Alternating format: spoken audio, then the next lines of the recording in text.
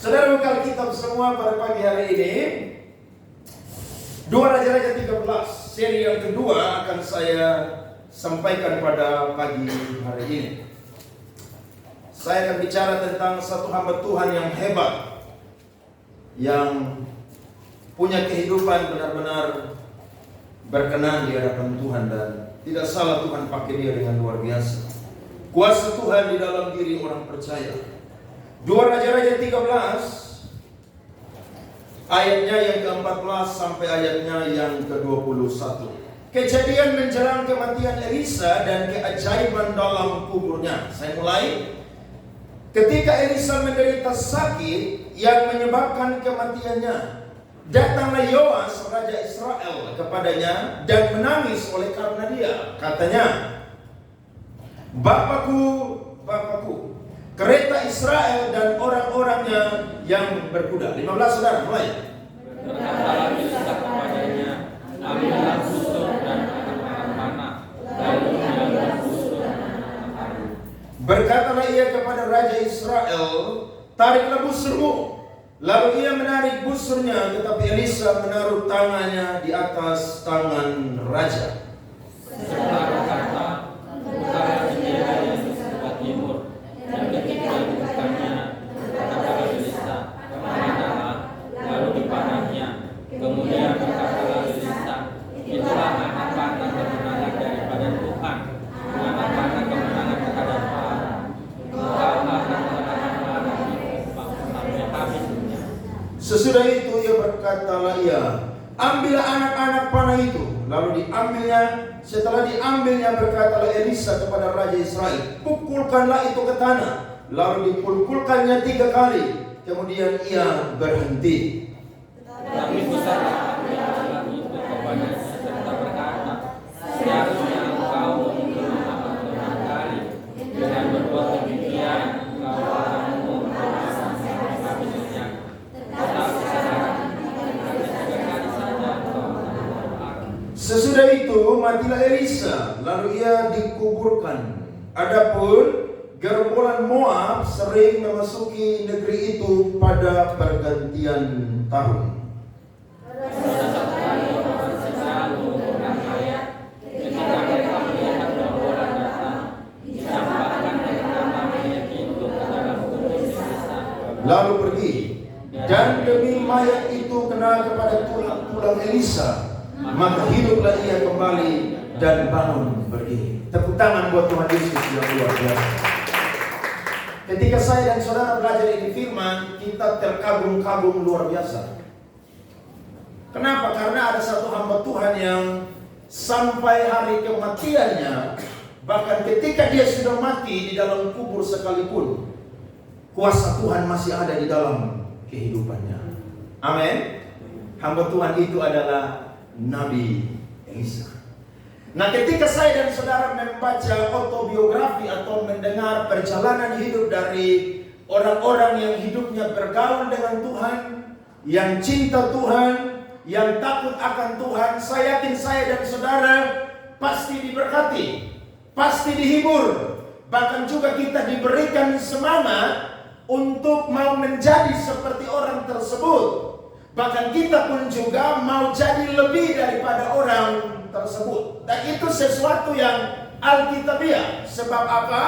Tuhan memberikan kepada saya dan saudara ini kuasa yang tidak terbatas. Katakan amin. Kuasa Tuhan di dalam kehidupan orang percaya tidak terbatas.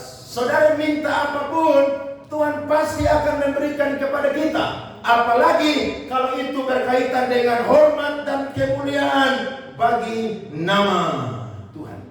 Nah, Elisa ini saudara, seorang hamba Tuhan yang sangat cinta Tuhan, sangat takut Tuhan. Bahkan Alkitab mencatat bahwa sampai hari ketika dia mau mati, bahkan sampai dia ada di kuburan saudara, dia tetap menjadi hamba Tuhan yang produktif. Bukti yang telah kita baca saudara, yang pertama Alkitab mencatat ketika dia sedang sakit dan sebelum dia mati, maka Raja Israel yang tidak takut akan Tuhan, namanya Yoas, datang menghampiri dan menangisi Elisa. Saudara bisa lihat, seorang raja yang besar, tapi begitu tunduk hormat kepada hamba Tuhan. Ini bukan perkara biasa, tapi ini perkara yang luar biasa. Sebab Yoas tahu bahwa tanpa firman Tuhan, tanpa penyertaan Tuhan, sekalipun orang-orang Israel memiliki yang namanya kereta dan juga pasukan yang berkuda, tapi kalau tanpa Tuhan yang menyertai mereka, pasti mereka akan gagal di dalam peperangan. Amin. Dan ketika Yoas pergi, saudara, Elisa dalam keadaan yang sakit. Alkitab berkata, Elisa tidak bangun dari tempat tidurnya, tapi dia hanya meletakkan tangannya di atas tangannya Yoas. Kemudian Yoas memanah anak panah kemenangan. Dia sakit, saudara. Padahal kalau kita belajar firman Tuhan, mujizat apa yang tidak dilakukan oleh Nabi Elisa? Ini membuktikan bahwa seseorang hamba Tuhan atau anak Tuhan, sekalipun dia dipakai oleh Tuhan, tapi mungkin di hari tuanya kejadiannya tidak sama seperti waktu dia masih hidup. Tapi itu bukan sesuatu yang melanggar firman Tuhan atau tidak cocok dengan firman.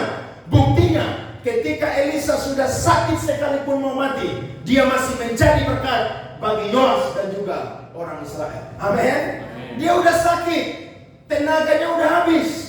Sebentar lagi Tuhan akan panggil dia. Tapi saudara lihat, hidupnya masih tetap jadi berkat. Amin. Bilang sama kiri kananmu, nanti kalau kamu mau mati, lihat kiri kanan. Nanti kalau kamu mau mati, tetap jadi berkat bagi orang lain. Iya. Jadi jangan kita udah sakit-sakitan mau mati, kita hanya bilang Tuhan ambil saya, udah Tuhan. Jangan. Kalau ada kesempatan untuk menjadi berkat, jadilah berkat bagi orang yang membutuhkan. Amin. Bahkan saudara-saudara, yang kedua yang dahsyat dan luar biasa, yang tidak pernah dicatat Alkitab, seorang hamba Tuhan pun mengalami kasih karunia seperti Nabi Elisa. Waktu itu saudara, rombongan orang-orang Moab saudara mau menyerbu orang-orang Israel. Sedangkan ada orang-orang yang sedang mau menguburkan mayat. Ketika mereka melihat orang Moab datang saudara, maka mereka langsung melemparkan mayat itu ke dalam kuburannya Elisa. Dan Alkitab berkata, ketika mayat itu bersentuhan dengan tulang Elisa, mayat yang sudah mati saudara, yang sudah berbau saudara, bangkit hidup dan berdiri kembali. Itu dahsyat atau tidak saudara? Dahsyat atau tidak? Belum pernah terjadi saudara. Kuasanya luar biasa. Amin. Jadi saudara jangan coba-coba seperti Nabi Elisa. Saudara jangan pesan-pesan, nanti kalau saya mati ada orang yang mau hidup kembali, lempar aja di kuburan saya. Itu tidak akan terjadi. Karena itu kasih karunia Tuhan. Amin. Amin. Elisa saudara hamba Tuhan yang benar-benar jadi berkat bagi Israel dan juga Raja Yoas. Tapi saya dan saudara tidak boleh hanya lihat bagaimana Elisa bisa dipakai oleh Tuhan dengan luar biasa. Jangan lihat itu. Tapi lihat proses bagaimana Tuhan bisa memberikan kuasanya kepada Nabi Elisa. Sehingga Nabi Elisa saudara mendapatkan kuasa atau urapan 2 kali lipat dari tuannya yang bernama Elia. Nah saya catat saudara, ada 2 alasan Tuhan memberikan kuasa 2 kali lipat kepada Nabi Elisa. Sehingga Nabi Elisa kurang lebih melakukan 16 mujizat lebih daripada tuannya yang bernama Elia. Yang pertama, Tuhan menyelidiki kesetiaan Elisa mengikuti panggilan Tuhan. 1 Raja-Raja 19 ayat 19 sampai 21. Setelah Elia pergi dari sana, ia bertemu dengan Elisa bin Safat yang sedang membajak dengan 12 pasang lembu. Sedang ia berdiri mengemudikan yang ke-12.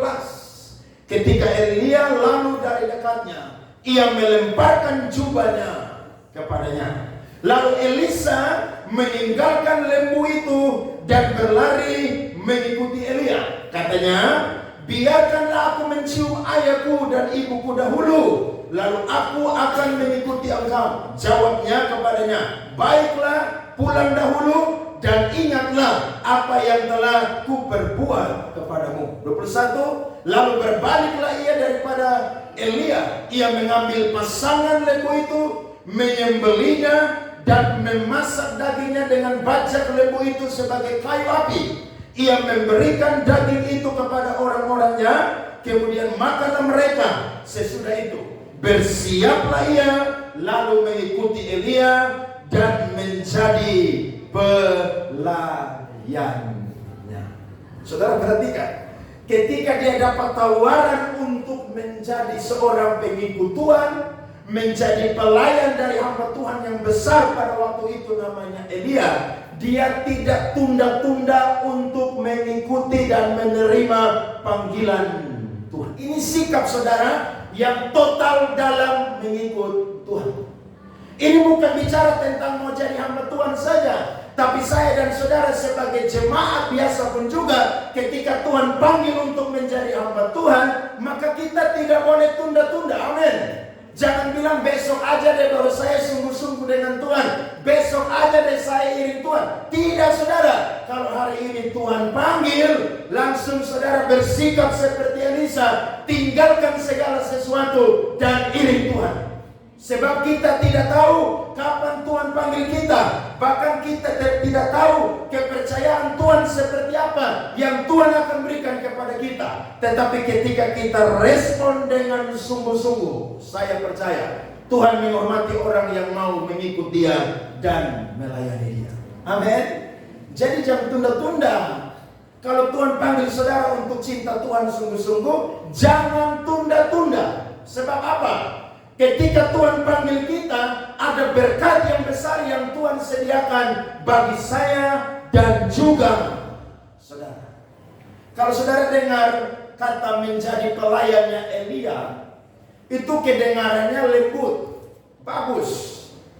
Tapi sebenarnya saudara artinya mengandung pengertian yang sangat rendah atau tidak bernilai. Sebab menjadi pelayannya itu sama dengan menjadi abdi.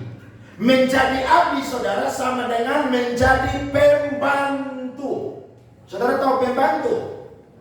Saudara kerja di toko sana tuh, itu pembantunya bos. Jangan saudara bilang saudara yang bos. Saudara kerja di kantor, saudara itu pembantunya kepala kantor. Nah Elisa saudara dia punya posisi adalah sebagai pembantunya atau kacungnya Elia. Kalau zaman sekarang kalau Elia itu pendeta, Elisa itu tukang pegang tasnya Elia. Kalau Elia mau naik mobil, Elisa yang bukakan pintu. Kalau Elia mau turun, Elisa yang bukakan pintu. Kalau Elia mau duduk, Elisa yang kasih kursi untuk duduk. Apa-apa Elisa. Enak tidak saudara jadi pembantu? Tidak enak kan? Saudara kerja tiap bulan dapat gaji, tapi saudara pembantu. Enak atau tidak?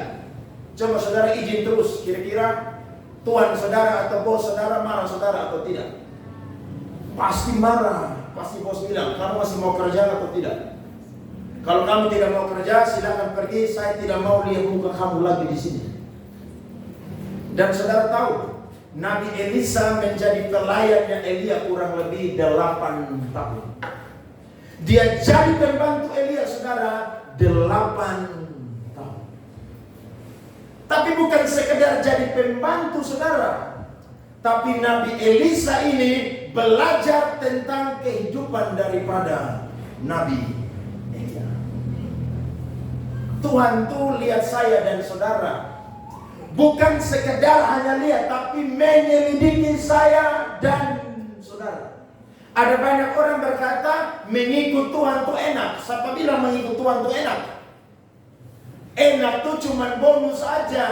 Tapi perjalanan tiap hari saudara akan mengalami penderitaan, kesakitan. Saudara akan bayar harga yang sangat mahal. Jadi kalau saya dan saudara hari ini iring Tuhan, ayo menjadi seorang hamba yang taat kepada Tuhan Yesus Kristus. Nabi Elisa tidak pernah terpikirkan bahwa ada begitu banyak mujizat yang dia lakukan. Tapi bagian dia pada waktu itu yang dia lakukan adalah hanya mau mengabdikan dirinya kepada panggilan Tuhan. Siapa mau setia dengan Tuhan sampai akhir kehidupannya? Saudara mau setia? Mau jadi tukang suruhnya Tuhan?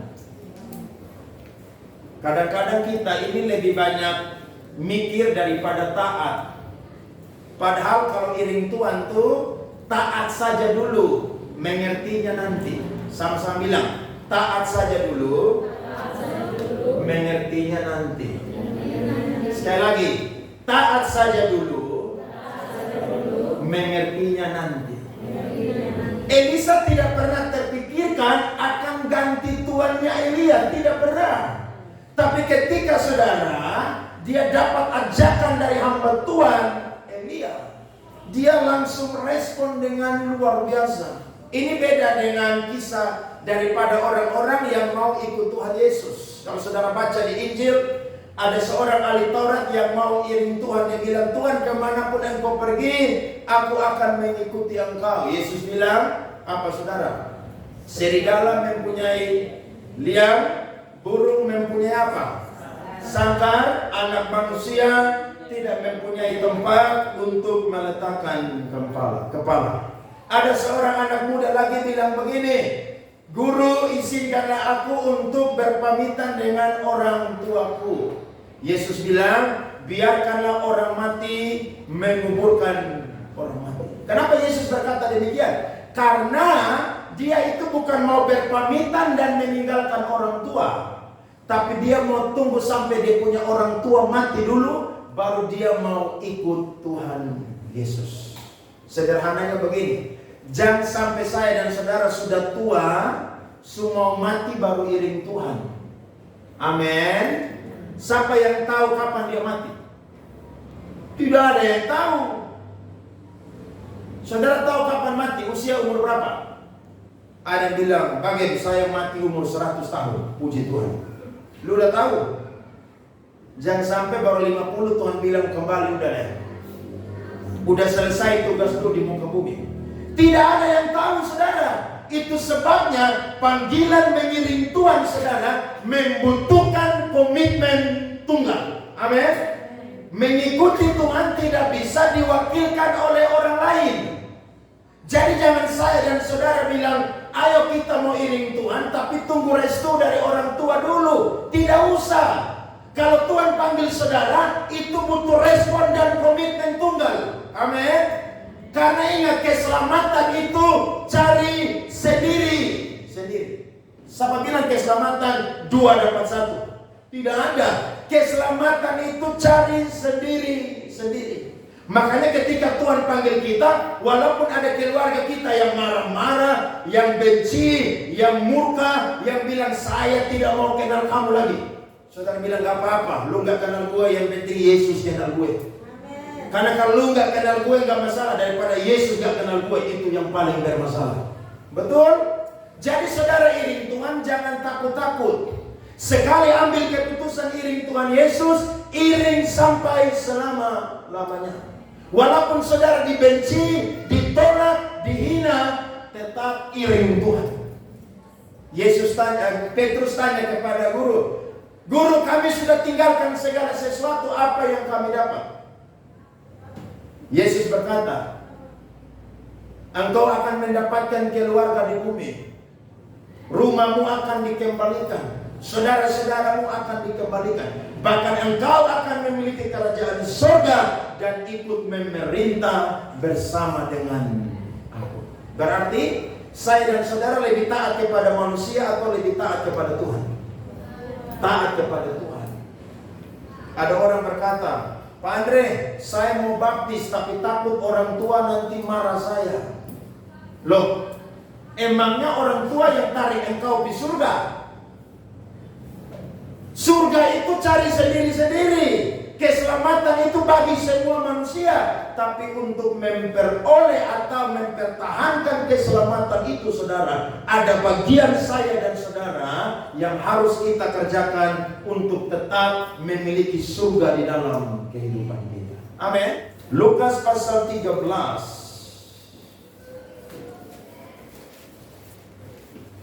ayat 22 sampai ayat 24. Perhatikan, ini Yesus yang bicara. Kemudian Yesus berjalan keliling dari kota ke kota dan dari desa ke desa sambil mengajar dan meneruskan perjalanannya ke Yerusalem. Dan ada seorang yang berkata kepadanya, perhatikan, Tuhan, sedikit sajakah orang yang diselamatkan? Jawab Yesus kepada orang di situ. Sama-sama baca 2-3. Berjuanglah untuk masuk melalui pintu yang sesat itu. Sebab aku berkata kepadamu, banyak orang akan berusaha untuk masuk, tetapi tidak akan apa, saudara? Dapat. Yang bicara siapa, saudara? Yesus. Yesus itu siapa, saudara? Juru selamat. Berarti saya dan saudara nih dapat anugerah keselamatan itu cuma-cuma. Tapi ingat, jangan santai-santai. Jangan hidup sembrono. Amin. Jangan hidup suka-suka hati. Udahlah, gereja nanti aja, sebulan sekali aja. Hari Minggu kita pakai jalan-jalan, piknik. Hari Minggu olahraga. Jangan, saudara. Sekali iring Tuhan harus bersikap seperti Nabi Elisa. Tinggalkan orang tua yang melambangkan keterikatan dengan dunia. Bahkan saya dan saudara meninggalkan segala sesuatu yang menjadi kebanggaan saya dan saudara. Bukan saudara meninggalkan pekerjaan saudara, karena saudara semua tidak dipanggil jadi hamba Tuhan. Tapi tinggalkan segala yang duniawi di dalam kehidupan kita. Amin. Jangan lagi iring Tuhan, tapi kembali seperti babi yang main lompor. Saudara tahu babi main lompor? Suka si mandi habis, dia pirendam ulang lagi lompor. Iya, makanya firman Tuhan berkata, jangan apa? Jangan buang mutiara kepada babi. Sebab babi itu kalau dia dapat mutiara, dia pirendam di lompor. Sekalipun dia pun daging itu enak, tapi dia mandi lompor, saudara. Nah, lompor itu melambangkan dosa atau hal-hal lama dalam kehidupan kita. Siapa bilang iring Tuhan langsung sempurna? Tidak ada. Kita yang iring Tuhan pun juga bisa jatuh. Tapi ingat, jatuh dan kembali itu berbeda. Kalau saudara jatuh, minta ampun, Tuhan ampuni saudara. Tapi kalau saudara kembali, maka saudara akan jadi orang yang mulia. Amin. Komitmen seperti siapa? Elisa. Ketika dapat panggilan Tuhan, dia langsung mengikuti panggilan Tuhan. Mengiring Tuhan, saudara, tidak mengenakan.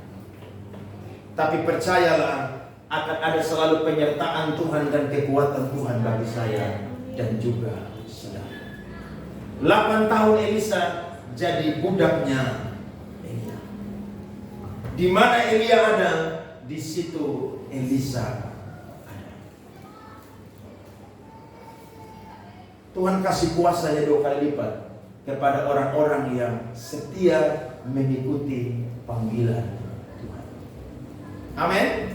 Yang kedua adalah saudara, Tuhan menyelidiki kesetiaan Elisa dalam melayani tuannya Elia. Ini menarik sekali. 2 Raja-Raja pasal 2 ayat 9 sampai 14. 2 Raja-Raja pasal 2 ayat 9 sampai 14. Dan sesudah mereka sampai di seberang, berkatalah Elia kepada Elisa, mintalah apa yang hendak kulakukan kepadamu sebelum aku terangkat daripadamu. Jawab Elisa, biarlah kiranya aku mendapat 2 bagian dari rohmu atau kuasamu. Berkatalah Elia, yang kau minta itu adalah sukar. Tetapi jika engkau dapat melihat aku terangkat daripadamu, akan terjadilah kepadamu seperti yang demikian. Dan jika tidak akan terjadi. Di sini bicara tentang fokus. Ayat 11, sedang mereka berjalan terus sambil berkata-kata, tiba-tiba datanglah kereta berapi dengan kuda berapi, memisahkan keduanya. Lalu naiklah Elia ke surga dalam angin badai. 12:13. Ketika Elisa melihat itu, maka berteriaklah ia, Bapakku, Bapakku, kereta Israel dan orang-orangnya yang berkuda. Kemudian tidak dilihatnya lagi, lalu direnggutkannya pakaiannya dan dikoyakannya menjadi 2 koyakan. Penting ini saudara. Kenapa Elisa saudara mengoyakkan pakaiannya dan dia mau mengenakan jubah Elia? Ini berbicara tentang Elisa melanjutkan otoritas yang Tuhan sudah berikan kepada tuannya Elia. Dia harus pakai jubah kepemimpinan itu karena dialah yang akan menjadi hamba Tuhan, sang reformator di Israel. Ayatnya yang ke-13. Sesudah itu dipungutnya jubah Elia yang telah terjatuh. Lalu ia berjalan hendak pulang dan berdiri di tepi sungai Yordan. Perhatikan, ia mengambil jubah Elia yang telah terjatuh itu, dipukulkannya ke atas air itu sambil berseru, di manakah Tuhan Allah Elia? Ia memukul air itu, lalu terbagi ke sebelah sini dan ke sebelah sana, maka menyeberanglah Elisa. Elia saudara pakai jubahnya untuk belair, tapi ketika Elisa dapat itu pun juga dia sanggup melakukan perkara yang sama. Amin. Kenapa dia bisa begitu? Karena dia setia melayani tuannya Elia. Saudara ada di gereja, saudara melayani Tuhan, tapi ingat ada pemimpin-pemimpin seperti saya sebagai gembala, ada ketua-ketua bidang atau departemen. Saudara harus punya penundukan diri, karena ketika saudara punya penundukan diri, saya percaya Tuhan akan angkat saya dan saudara. Amin. Pemazmur berkata, peninggian bukan datang dari timur dan barat, bukan dari padang gurun, tapi peninggian itu datang dari Tuhan. Coba saudara tanya orang yang kerja di kantor tuh, kira-kira mereka dapat jabatan, mereka kerja ugal-ugalan? Tidak. Itu bos gila aja yang kasih kepercayaan orang yang kerja ugal-ugalan dan dapat jabatan. Itu dia dapat jabatan 1 bulan aja, perusahaan langsung bangkrut saudara. Lo dia nggak pernah kerja, disuruh kerjakan semua tugas, lembur, tunda. Datang ke kantor bukan lebih cepat tapi suka terlambat. Pulang lagi lebih cepat, bukan tepat waktu. Coba saudara tanya bos di kantor, kira-kira orang demikian layak dapat jabatan? Tidak saudara. Saudara setia dengan kecil, baru Tuhan akan kasih yang besar. Ingat, yang lihat kita iring Tuhan, yang lihat kita melayani Tuhan, yang utama itu bukan pemimpin kita, tapi Tuhan yang punya 2 mata di surga. Dia yang lihat saya dan juga saudara. Amin. Termasuk saudara datang ibadah setia, itu yang lihat tuh bukan saya yang paling utama. Jadi saudara jangan berkata, aduh kalau ke gereja nanti bagian langsung WA. Kenapa tidak gereja? Saya tidak bisa kontrol saudara 24 jam. Tapi Tuhan yang punya mata di surga, Dia yang menyelidiki kesetiaan saudara dengan Dia. Amin. Nabi Elisa dipakai dengan luar biasa. Nabi Elisa tidak sekolah teologi. Dia cuma mantan petani aja yang membajak tanah untuk tanam padi. Tapi ketika dia mengikuti tuannya Elia, Alkitab berkata, dia setia melayani tuannya Elia. Jadi kesetiaan melayani tuannya Elia itu dihargai oleh Tuhan, saudara. Itu dihargai oleh Tuhan. Yang kasih penghargaan pertama bukan tuannya Elia, bukan. Tapi Tuhan yang ada di surga yang melihat pengabdian daripada Nabi Elisa. Makanya dari begitu banyak rombongan nabi yang ada pada zaman itu, Elisa lah yang dipilih untuk menggantikan Elia. Kira-kira Tuhan bisa ganti dengan orang lain atau tidak, saudara? Bisa atau tidak? Bisa. Kan Tuhan yang punya kuasa, Tuhan yang punya otoritas. Dia bisa kasih itu kepada siapapun juga. Tapi Tuhan lihat bahwa Elisa itu benar-benar setia, maka dia layak untuk mendapatkan kepercayaan dari Tuhan, melanjutkan tugas dan pelayanan daripada tuannya Elia. Jadi saudara harus setia dengan Tuhan. Mungkin saudara sibuk kerja, tidak ada waktu pelayanan, tidak apa-apa. Tapi ingat, saudara punya hati tetap connect dengan Tuhan setiap hari. Di tempat kerja, saudara selalu berkata, Tuhan, aku cinta kepada Tuhan. Di tempat kerja saudara selalu doa dalam hati. Saudara tetap memuji dan menyembah Tuhan. Amin. Sebab panggilan kita berbeda-beda, tapi tujuannya cuma satu, untuk hormat dan kemuliaan bagi. Tepuk tangan bagi. Amin. Nah, ketika Elisa bergaul, saudara, dia melihat bahwa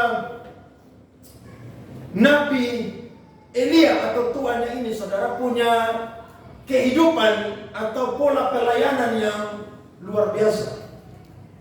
Dia dekat dengan tuannya yang bernama Elia, sehingga dia mencontoh apa yang dilakukan oleh tuannya Elia.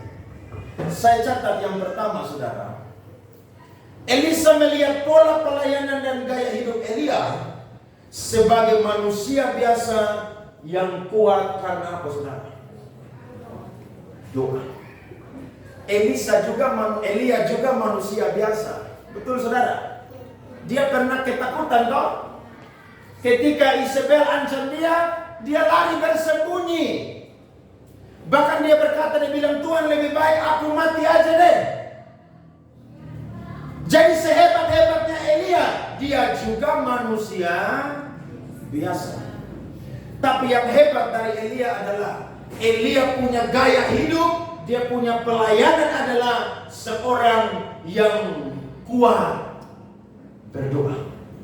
Kita cek satu-satu firman Tuhan. 1 Raja-Raja pasal 18 ayat 36 sampai 39.